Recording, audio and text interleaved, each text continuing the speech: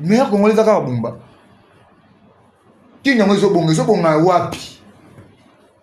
Tant on dit que là, la carton a moui. Bah, il va faire des travaux. Pour ce moment, na roca des oya. Pour ce moment, na kulumba. Oh, ça me kulumba na poilou. Pardon? C'est du gangueterisme. Maintenant, le quoi? C'est du gangueterisme. Oh là là. Trois, tu as eu l'occasion pour la ville morte. Tu vois, biso. La ville morte, c'est récité. Récité, né. Babi, les 3 ans, on doit s'aimer normal. Mais oui, bah, le bongo. Kadiosha, papa. Kadiosha. Bumba, tambolaki. Aïe, papa, Kadiosha. Peuple, ça, il y a pas la gestion peuple à télémi, peuple à comprendre. Colle l'eau, à télémi, l'eau qu'on a eu. Mais si quoi, le lot? Bah, ok, elle a un pouvoir. Quand on a un cortège, on a un cheval, elle a un pouvoir. Bilala, la, la.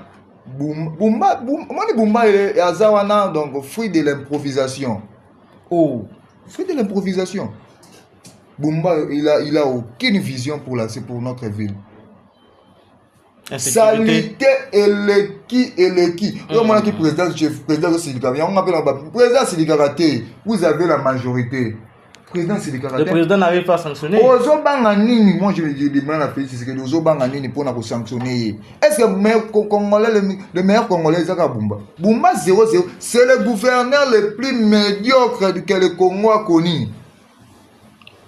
Pardon? C'est le gouverneur le plus médiocre. Solo. Papa, Torobanga lisusu eloko te. Congo ezali surtout wel moi si na bino we semso ke bo wel bo porter biso plainte. Eloko na biso nyonso. O ba koko la biso ba kufa, ba martyr ba kufa, ya indépendance ba kufa. Eloko na biso nyonso. Yo boto la biso to lo bate to banga, to ko banga lisusu te. Mandana ekomi na suka. Tikela muninga muso ebonga avanda. Parce que ba oyo baza pembeni na yo wana tu bazoza environ na yo, bazaki na Kabila. Et là, c'est que biso même peuple congolais et il na Kabila, ils ont qui bateau baza pembe na yo. Banda ko tinda Kabila, te peuple alingio, te salana, te pouvoir elenga pouvoir. Mais tant que moi na mboka, parce que ça congolais le quoi ngai. To bondeli yo, pe to yebisi yo. Tika. Likanisi wana ozala ngwa ko changer constitution ko sala ngote. Parce que na exil ozayo moko.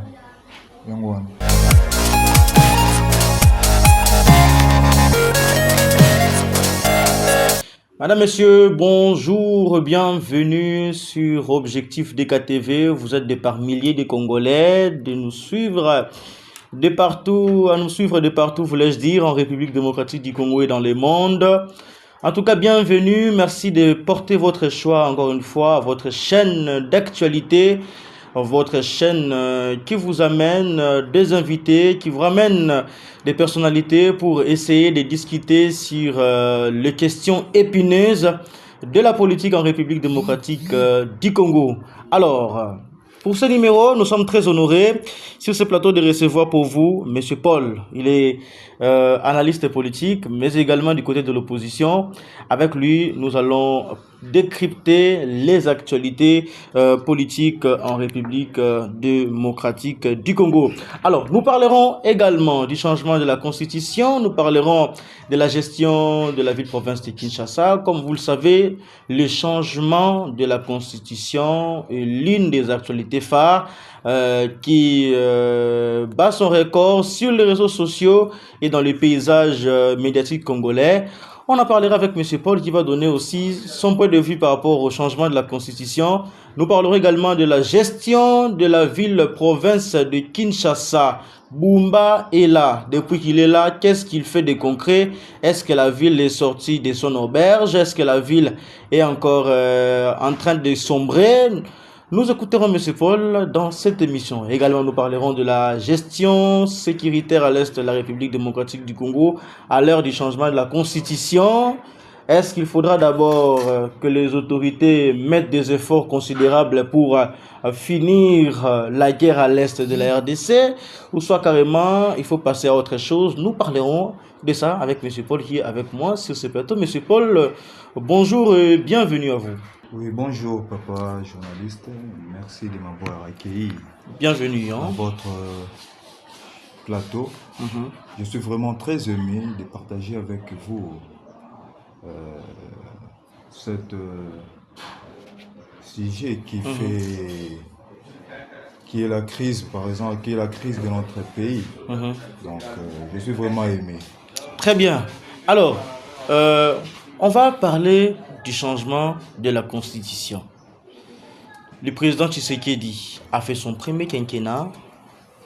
Le président Lekissi 5 ans. Et puis, à côté du deuxième mandat, comme le dit la Constitution, le mandat est renouvelable une seule fois. Mais, tout ce qui est Tongo Mugoboye, le président opte pour le changement de la Constitution. Déjà, qu'est-ce qui fait que le président a changé de constitution quand on a deuxième mandat? Merci beaucoup, papa journaliste, pour la question. Les appels question oyo mingi balingaka biso na moment oyo baza kolanda et donc nalingi ensemble, j'en appelle aux jeunes, aux intellectuels, bameka ko comprendre biso. Moni constitution, par exemple, bandeko na biso oyo bazo belango na ngambu ya majorité.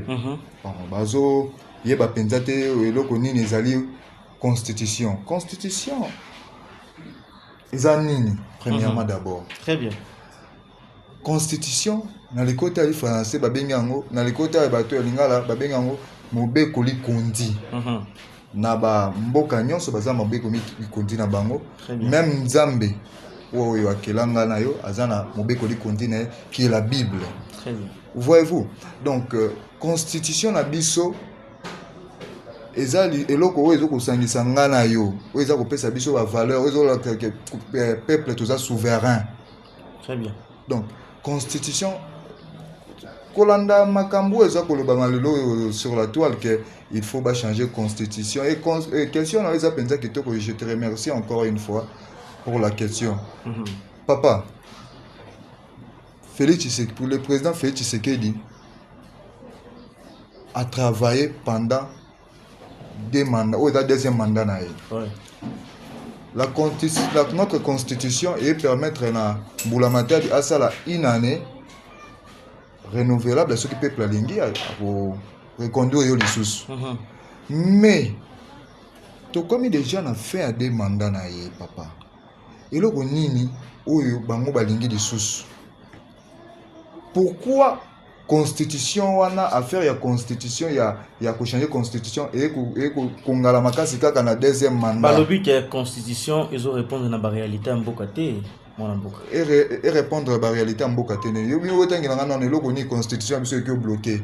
Na article nini au constitution biso bloqué que congolais ali ya malamu. Article nini ils ont bloqué que la constitution biso que sécurité ya ba congolais. Il faut pas tout ba makambo lokola bato oyo baza soki wa nous sommes des intellectuels papa. Lelo nous avons le phénomène kuluna ngaza ndeko moko na tina banza ke na la kisakio. Ba oti ko kidnapper. Est-ce que constitution te pekisi ba protéger ba peuple wana? Vous avez mutuwa qui ko protéger peuple. Waza wa pesi pouvoir wana le ministre bon autant na kombo tepo na boike na pesa bango ba gaz na moment oyo toza lelo. Vous voyez?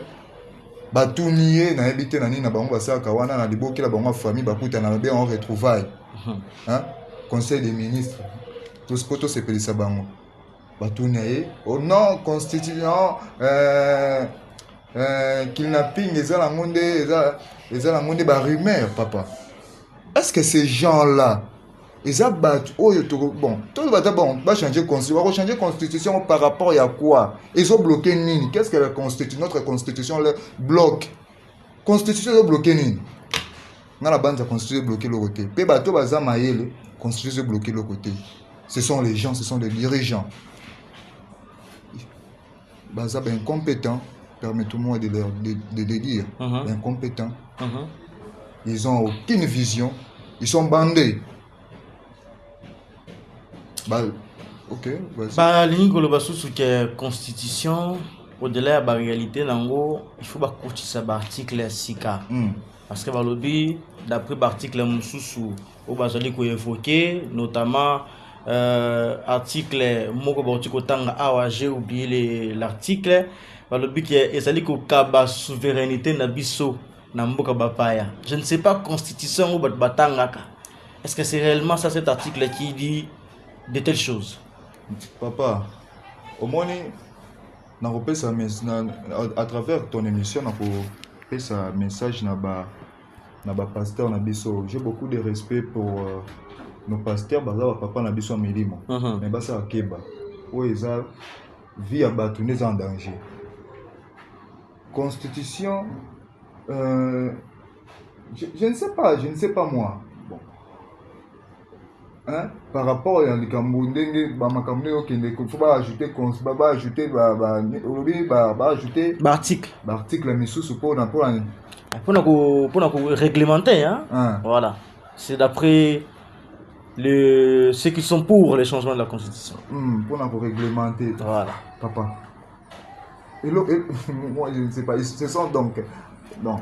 Je n'ai pas répondre à l'Ikambundé Moko, Batouana, 2028 et Koki, Bassa Labaki. Balobi bien que ceux qui que constitution est changé, président Zando Belé la mission. Asuna mandate yo zongo na ondenge ni mona mboka. Président oza la mission de moi je ne sais pas président oza la mission c'est pas. Balobi ke au président za na mission asuna mandate ba bike tanke. Makambo zo tinde boye faut président za la nanu. Otuninga motuna za na peso ya. To ke répondre. Président oza la mission de ni est-ce que na éviter ba ange ni ba fota ke to za la pepe za ba tuni ba fota ke. To za pepe. A oza la mission de président mandat, ça c'est la folie papa. C'est l'idiotie au sommet de l'état. Parce que le pasteur va dire que changement constitution et où tu pas ensemble. Oh bah le pasteur et Jibayamam pia. Il y a le garant spirituel en Boka Congo. Alors que constitution ensemble relaxa qui est qu'il faut pas changer en gros. Tu sais, le père de mensonges c'est le diable. Parce qu'on prend papa. Le père tous les bilingues photo tous en habitude à interroger la histoire na biso. Et Jibayamam pia wana. Je me permets maintenant de et Jibayamam pia. Yé Jibayamam pia. Azalaki na 2011 député il y a nini, il y a rebelle non? RCD hein. RCD. Ouais. Siko et Jibayamam pia wana papa, on dit bango nyonso tu basangani wana la landi pe ona ni molendo oyo. C'est payant, c'est payant. Moi quelque chose. OK. Parce que bamoni ke bango baza batumoko boy. Hein? Ce sont des gens qui n'ont pas de valeur. Baza manipulé, soit fait d'argent. Imagine même na kilt ya biso photo te ya kombo nzambe to singa ba sangisa biso mais bon ba tanga ba komo te en constitution, imaginez-vous papa. Non ba lobi que constitution eza et comme ya kala basala ji da kutu marche na bango mikolo tiko leka ba pasteur bele bazaki na nzela on a koloba ke bango bazali pour changement constitution mwana mboka. Yango na senga la bandeko bato bazana mayele. Bana classe, ba fonctionnaire, ba soda na biso, ba étudiant. Ba bima na ba église wana. OK. Ba bima na ba groupe de prière. On a message na pesi bon. Na pesi message na bandeko nyonso bazo souffrir. O baza contre changement de constitution, ba bima na ba église wana. Parce que papa ça en est de trop. Papa journaliste, ça en est de trop. Comment vous pouvez, vraiment l'église, oh baza va représenter un col. Tout le monde qui a la Bible malgré que tu interroger même histoire, tout le monde a la Bible. Ba Paul, ba Pierre, ba Jean, ba Bundisaki, ba Galilée, ba Bundisaki, ba Moïse, ba Bundisaki, ba roi Pharaon. Pour la délivrance à Israël. Mais ba pasteur na biso, mbongo. Parce que nous sommes wana, c'est payant, c'est moi quelque chose, c'est payant. C'est payant. Alors, est-ce que d'après vous, peuple ça le bibango peuple à comprendre. Peuple a dit peuple à comprendre. Tout ça c'est une distraction tout ça qui Félix donc personnellement, je n'ai pas de problème avec le président de la République. Voyez-vous. Mais tout ça qui c'est la constitution qui le dit. C'est la constitution qui nous rassemble. Voyez-vous, tout ça qui est oyaye et bonga to monique tana ekoki. Mais moi na mboka Paul, ba misusu ba ali koloba ke constitution oyo ezali kopesa vraiment te moi on a beaucoup président public Félix Tshisekedi ba droit na en tant que président ba ko sala ba pesa ba injonction so total bien ba lobi que ezali constitution semi présidentielle et zo bandeni ils ont fait ça pour président pour ça la pour que ça la pouvoir na malam c'est ça c'est wana benane wana papa donc constitution actuelle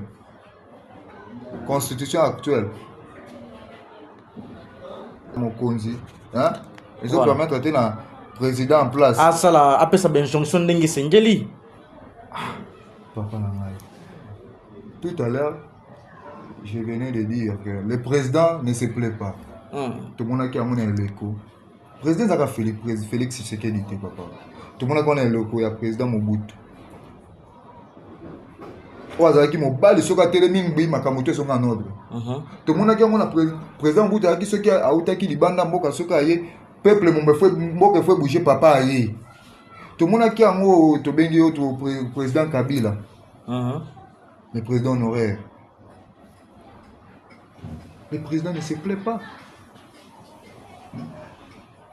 non, papa, s'il vous plaît, il faut pas comprendre la place. Parce que vraiment, ils ont manipulé le peuple. Vous avez papa. Félix Tshisekedi, il a les atouts pour la même Bumba Lelo. Prenons l'exemple de Bumba, il a les atouts. Ouais, tu as bien assisté à la il a les atouts, il a la majorité. Papa, Mbosso, le mois qui ce sont ce qu'on appelle en français les faux fuyants. Ok. Ce sont les faux fuyants. Très bien. Ils n'ont plus d'arguments. Très bien. Alors, Bandeko Balandi, Ozomona, Nengemona Mboka Paul, la Sopesa Makanisinae par rapport à changement de constitution. Changement de constitution, d'après pour l'instant, ça ne vaut pas la peine de la changer. Ça ne vaut pas la peine que ils ont posé problème de l'eau Moroté. Bah, on est basé pour diriger Bisso. Il faut pas s'allander l'omba, on va répondre à l'attribution à Bango. Tout à fait. Alors, on a proposé Nini. Au-delà pour le changement de la constitution, on dit que le Nini comme proposition. Proposition par rapport à la constitution. Apport Nayo. En tant que moi, un leader d'opinion. Ok. On dit que le Nini apport Nayo. Donc, constitution, nous avons une meilleure constitution. Ok. Donc, tu maintenir la constitution à Bissau. Alors, parce que ce que tu as changé la constitution, Lélo, papa, nous avons des inconvénients. Ok. Ce que tu as vu l'article, parce que la constitution, j'ai l'impression que c'est comme si même la constitution était, tandis que Mundele a facilité la vie, tout comme l'application, le livre, même aux autres téléchargement. Ils ont même téléphone. S'il vous plaît, avec le respect, ça peut permettre en tout temps article 218. Ok. Il y a mon béco qui conduit l'ambition. Allez-y. S'il vous plaît.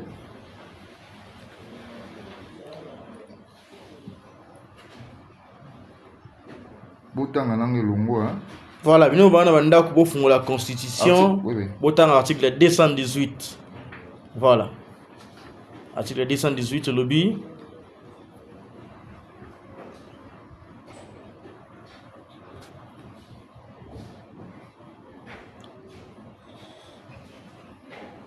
La constitution et actualité mobimba. Bandeko balandi bozolanda biso de partout. En attendant mon amboka l'article 218. Constitution et actualité nyonso na mboka Congo. Et on discute sur la constitution. Vous allez mobe kuli kunzi, vous allez kokamamboka na biso. Et pour le régime en place, il faut changer la constitution, mais pour l'opposition, ça ne vaut pas la peine. Et certains pasteurs peuvent continuer à Kamwango. Le changement de constitution. Allez, moi, je beaucoup de déjà.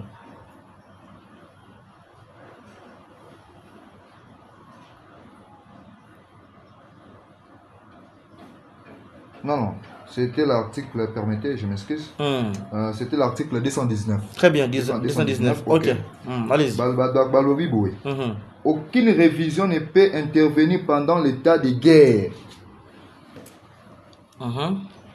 Virgule. l'état d'urgence ou l'état de siège, ni pendant l'intérim à la présidence de la République, ni lorsque l'Assemblée nationale et le Sénat se trouvent empêchés de se réunir librement. Très bien.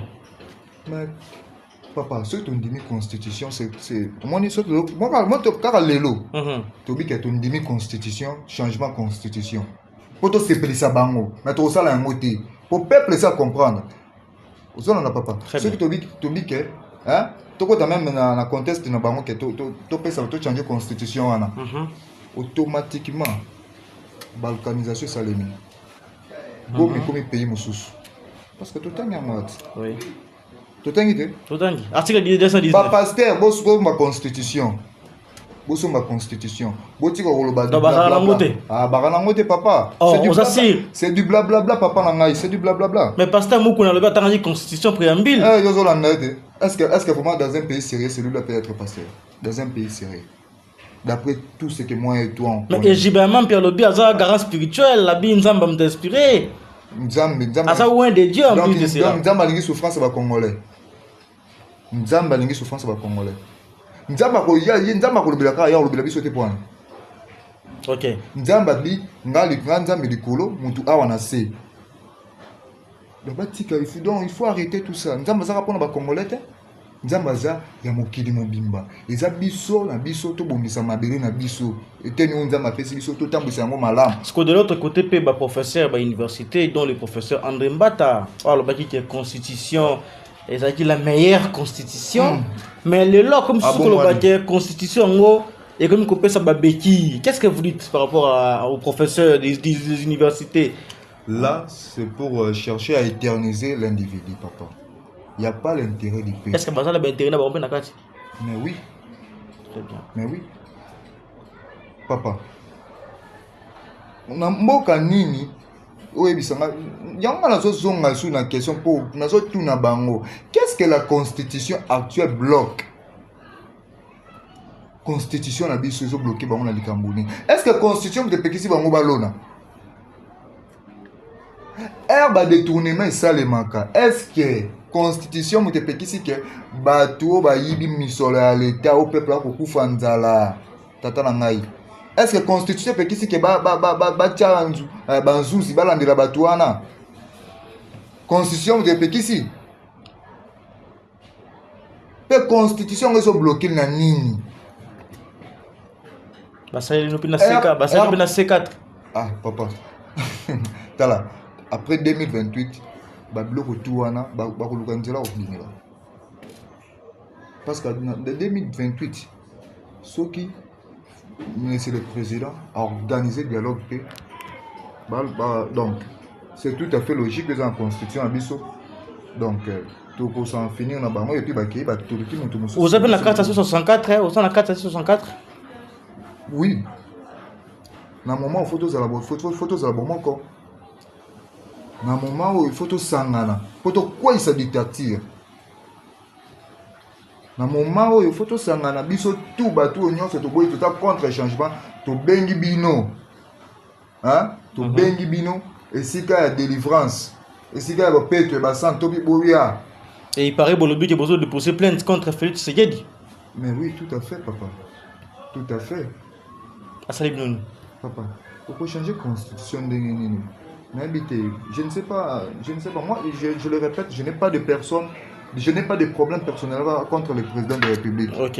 Mais je ne sais pas, il est contre le pays ou quoi? Parce que constitution, 219. Oui, 219, l'article 219 de la constitution. Est-ce que Bamona Kangope? Est-ce que Batanga Ngoto Basotarango? Moi, le 12 juin, tout on a parlé du peuple, on a bien dit que les Congolais sont des jeunes, des papas, des mamans. Tous les habitants sont tous les Coloana, les bosseurs parler du peuple. Pour nous télé la mécanisme mabe où ils allaient, il y a Félix Tshisekedi, na libo ngomba na e. Pour nous boycotter la mécanisme parce que ceux qui baleki, tout comme baoum. Souvenez-vous encore, je pense que c'était en 2016. Oh, le président Félix Tshisekedi, il est mon Félix Tshisekedi à Yapenza. On a ça un opposant. Oui, à la Tipola Pembe. Si les images sont là. Si ma mémoire est bonne. Abi, ce qui Joseph Kabila mais qui pour le la constitution Abisso elle est très bonne. Alors qu'il faut changer en côté. Ce qui a l'équi trop comme Abaoum. Et puis il y a une constitution qui continue donc. Il y a mon personne le que ce qui mandat moko sili ya liboso sili et bien aller sili mandat pe sili. Mais si ko lelo ba OK elle a pouvoir kotambola ba cortège na ba cheval elle a pouvoir. Voilà. La détournement. Très bien. Voilà, Bandeko na biso bozali kolanda biso de partout en République démocratique du Congo. To ici premier sujet na biso ya changement ya constitution où ezali vraiment d'actualité hein, ba pasteur Batelemi, ba professeur des universités Batelemi, mutu droit bolimbisa ngai ba yebisi ngai bongo. Il faut pas qu'on faculté à droit parce que pour l'instant ba professeur o bazali ba constitutionnaliste bazali ko finisa faculté à droit et à RDC, d'autant plus que va défendre l'indéfendable où ils allaient changement de la constitution. Ils allaient d'après bateau bazalaka cité c'est papa journaliste comité la biso message pas bakonzi toi ça bango que pour ça faculté à droit et kangama. Je ne suis pas contre vous qui faites le métier où vous avez choisi comme droit comme prédilection. Alors monsieur Paul, nous changeons le sujet pour parler de l'aspect sécuritaire. Autant l'article 219 219 et le but est en cas de guerre, en cas de nini, de siège, oui. L'état de siège, pardon, Mboka est engagé processus sur changer constitution T. Oui, tu risques balkanisation. Voilà. Alors, pour Nayo d'abord, qu'est-ce qu'il faut mettre comme stratégie pour le Nanga na STRDC? En tout cas, merci papa journaliste. Motuneza malamu. En tout cas, pour na batunya surtout tout autant atanga ba kombo awa. Il y a ba groupe de prière parce que moi je suis na zapi moi na ba église de réveil hein. Ozola nga zali pe moi na moko ya bana ba église de réveil. Mais batuana ba jiba ba o ba bimisi ba figure wana bimilolo sur la toile pour na ko défendre l'indéfendable le français qui tout koloba. Donc ba komo na bango na tout sujet na bango na ngai ka na pesa na pesa na mema lumière pour na batu misusu bande ko misusu baza pour ça ba yeba penza likamango za nini. Donc sinon te ngala ko ko benga sujet to ba ki ya liboso wana pour na ba kom kaka pour na tina batu wana ko benga ngo c'est de la haut ba benga na côté français la spéculation. OK. Donc comment tu côté siko na makambo tu côté penza sous pe na makambo parce que les cambo constitution y a pas match constitution pour changer té bana kin bandi me biso ba pesa biso maboko bazana la confiance constitution pour changer té le 12 juin biso tout liboso a parler du peuple pour ko télémer la décision malkabra wana.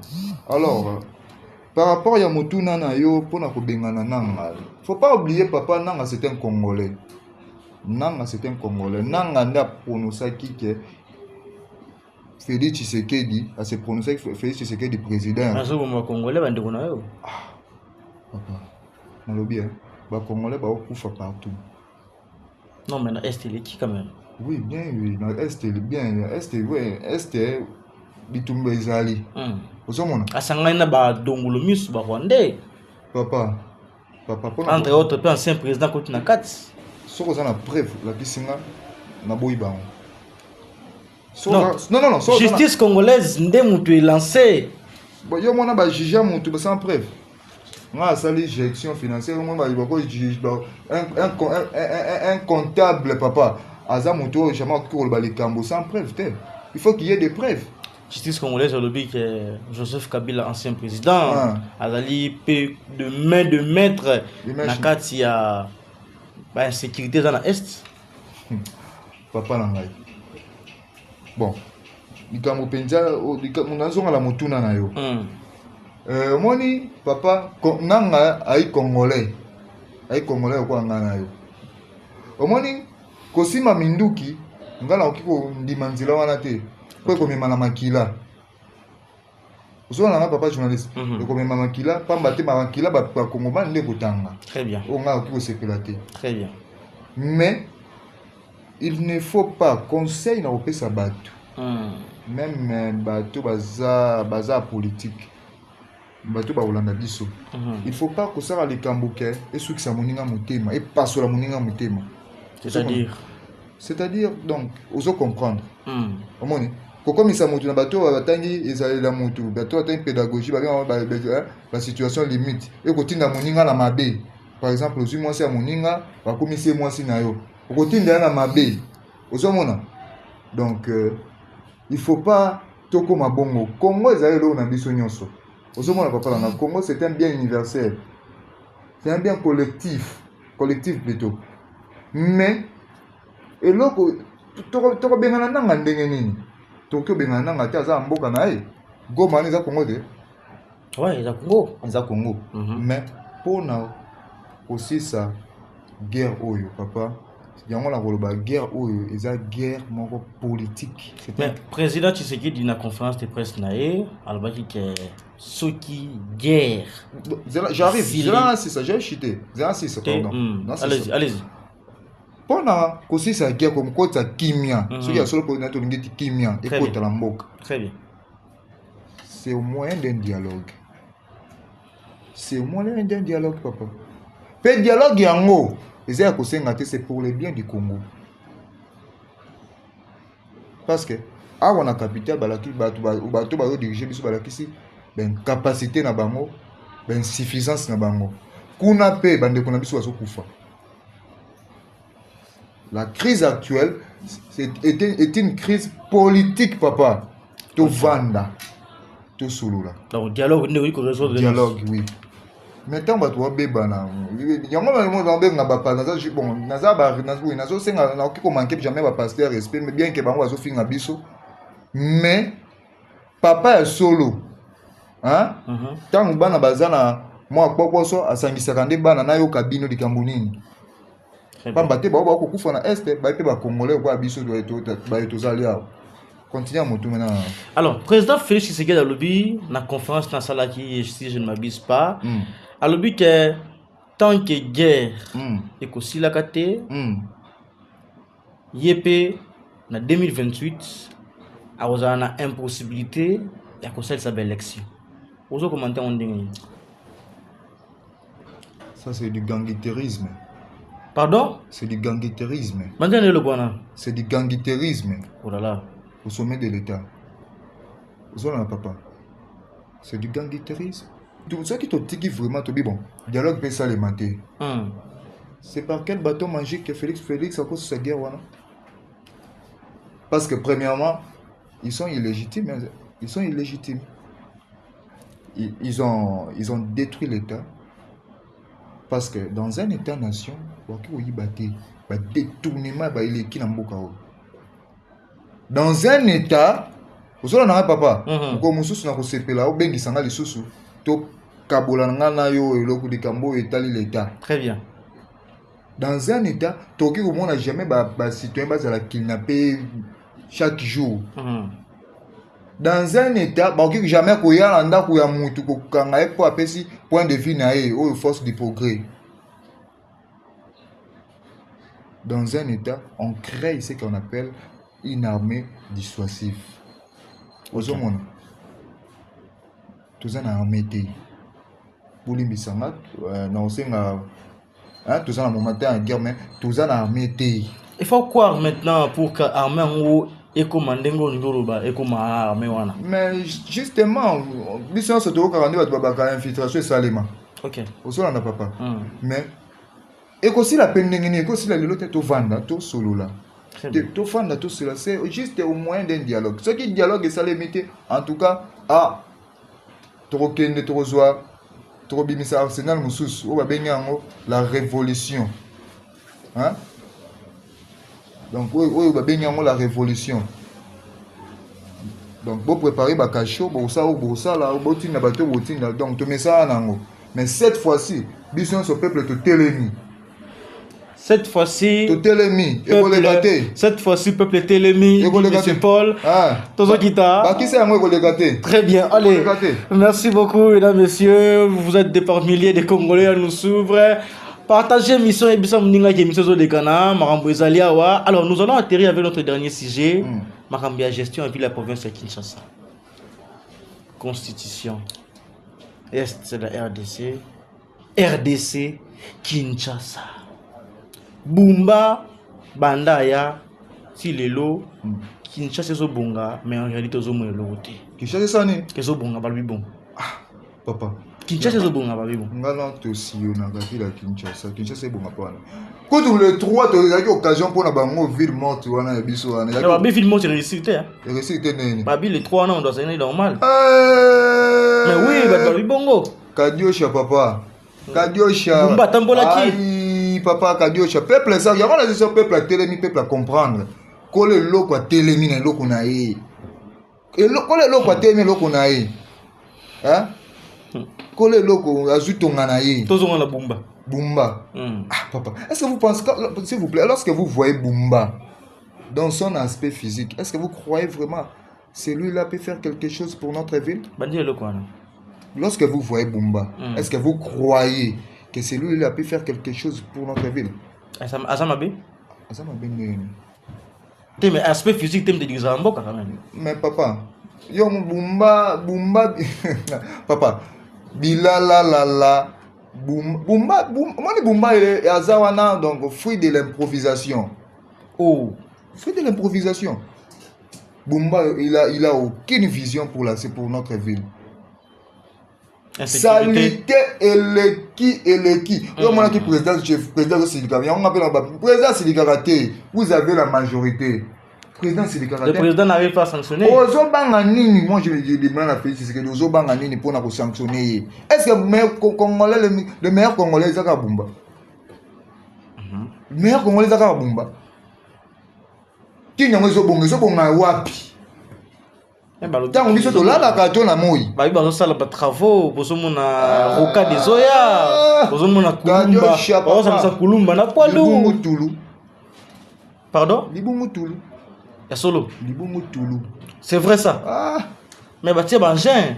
Papa. Obimi a nassé Raphaël Romuna. Bazo bongi. Papa. Bumba. Yeba yango. Kanga yango. Bumba. A côté que ça n'a pas comment il s'est na biso te ba pesi état à travailler tout le monde que 0 sur 0. Bumba 0-0, c'est le gouverneur le plus médiocre que le Congo a connu. Pardon? C'est le gouverneur le plus médiocre. Solo. Papa, Torobanga li sur le côté. Congo est surtout wel moi si na bino c'est que vous bo porter biso plainte. Et là qu'on a biso nyos. O ba koko la biso ba kufa, ba martyr ba kufa et indépendance ba kufa. Et là qu'on a biso nyos. Yo boto la biso to lo baté to banga. To ko banga li souté. So bo kanga biso. Ceux qui beaucoup boma, mais ceux qui ont une force programme biso peut toi mi balé to bongami. Façon to télémélio. Tozo asusi maté la lancer peuple lisou na lancer sous message pour na peuple na bato surtout ba olanda biso to ba olanda biso na mnumao. Les 12 biso tout papa maman. Mututu a lembi dictature za contre changement changement de constitution. Tokuta na biso tout na ngonga 9 vers liboso ya palais du peuple pour na koyebisa fait Tshisekedi ke to boy constitution. Bozo banga bagazi tena minduki. Tout mais ça nango déjà n'importe quel Kabila to akana bien que yaza qui ce qui beti boy. Allez, alors une dernière question avant d'atterrir hein, parce que TV Zangonga. Alors, ce que Pessio, je suis avec la Kinshasa Lelo. Hein? Moi na mboka. Ko critiquer Bumba ça bien. Oui. Bumba to yebi azana bilamoko ya mabe makasi. Surtout tout le bel insécurité, tout le bel mamou ya salité que nous n'en parlons pas, mamou ta courant couteau, n'évite ceux qui sphère étatique en existe à c'est comme ça Pessio, je suis en ville à Kinshasa pendant 2 jours, mais c'est pour la bonne diriger Kinshasa. Pendant 2 jours. Bah mesure nous besoin. Pendant 2 jours. 2 jours. 2 jours kaka. Mais Kinshasa c'est monnaie, faut pas l'oublier. Bon, ça va. Bah Pessio Kinshasa lobby. Bah Pessio Kinshasa lobby. Voilà. Lobby pour Nassi Sakan. Non, bah Pessio gestion. Gestion Kinshasa, oui. Donc, Rosa meilleur à l'Ekambo parce que mon ezaba c'est comme si on a dévoilé à thé. Très bien. Parce que tout de suite canon ba wana ba sisa. Mokonzi akoya pambate mokonzi kwa mokonzi anga matin frère Madidi. hein, et c'est que ça papa n'a pas sur mot. Très bien. Hein?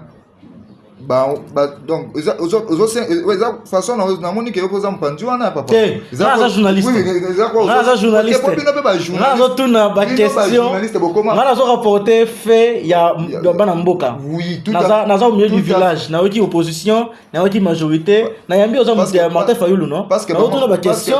On rencontrer ba fait na yo. Parce que bango bazala baza batuna bango bayaka bayela batuna. Ngana journaliste mboka. Oui, to boy journaliste mboka. Ah mais journaliste mboka. Donc yo peut to yamba na les 12. Na ko sala musana nga. Na aux actualités, na aux informations. OK. Donc Bumba so pe opposition ezali na ye, so ya majorité pe ezali na ki. Na osala mboka. Kuna okozo makusimba makilati. Allez, continue. Donc pour l'injection à ville à Kinshasa. Bazana ba moyens nous avons tous les moyens possibles pour na rebondir ville à Kinshasa na biso. Les araka ke batu baza illégitimes, ils sont là dans s'improviser. Donc laisser au fruit de l'inséisme pour monter encore boaza les bosso donc comment quoi la famille cop nazawana no kite maman oloba naza cheka kawana zalawana parce que au côté côté la biso sorte nenge fait c'est que dans silica ville tikalibo or le président ne se plaît pas le président agit très bien azoba mani kwa alongola Bumba donc ngai lelo soki nazwi biso lelo soki tozwi et ceux qui question les zones pas nanga ceux qui tozwi ville ba kongomani ba kufa aura été bien que tout ça a sauté mais tout ça là quand même bandelo kwa nana wa kufa aura été kufa aura été donc pour apporter le wasik to quoi apporter très bien allez bandeko balandi tonto kita bandeko balamiti comme na suka émission na biso. Alors monsieur Paul caméra yango wana ilo woni oza yango poste sa président de la République Félix Tshisekedi. Bon concerne encore pe sa président encore pe sa Félix Tshisekedi conseil ezaka mbai moko papa omoni balobi tika eleki nyonso. Pardon? Tika eleki nyonso tobendi yo matoi tolobi tika au travailler oui na ba oza congolais okozala deuxième sénateur en vie pour mboka na biso parce que mandat na ekomi na suka tikela moninga mosu ebonga avanda parce que ba oyo baza pembeni na yo wana tu bazoza environ na yo bazalaki na Kabila eloko esalaki biso même peuple congolais eyi na Kabila ezalaki bato baza pembeni na yo banda kotinda Kabila te peuple alingi yo te sala na te pouvoir elenga pouvoir mais tant que mwana mboka parce que ça congolais lokola ngai tobondeli yo pe toyebisi yo tika likanisi wana oza yango akochange constitution kosala yango te parce que na exil okozala yo moko yango wana. Merci monsieur Paul. Dernier mot à lobby n'exil président ozala ye moko te. C'est par ces contextes que nous mettons fin à cette émission. Bozala qui est belé Yakolanda Bisso, Topesi le 001 d'objectif DKTV, Maître Doudou Kaimba, Koda sur la sécurité juridique Mbote. Topesi Banso, Bazali qui travaille en héros dans l'ombre comme le magie ou la magie à télévision, ou ici Mamina. Frère héritier Penandeko Welder Lukikeba, Wasali ko accompagner Bisso, bien Wills Production. Merci Nabino Baïban Sobolanda Bisso de partout, mais c'est Paul Topesso, merci. Merci également. Et tous espèrent que ça ne sera pas la dernière fois de passer sur ces plateaux. Salanga, c'est à vous de m'inviter encore parce que je suis aimé. Très bien.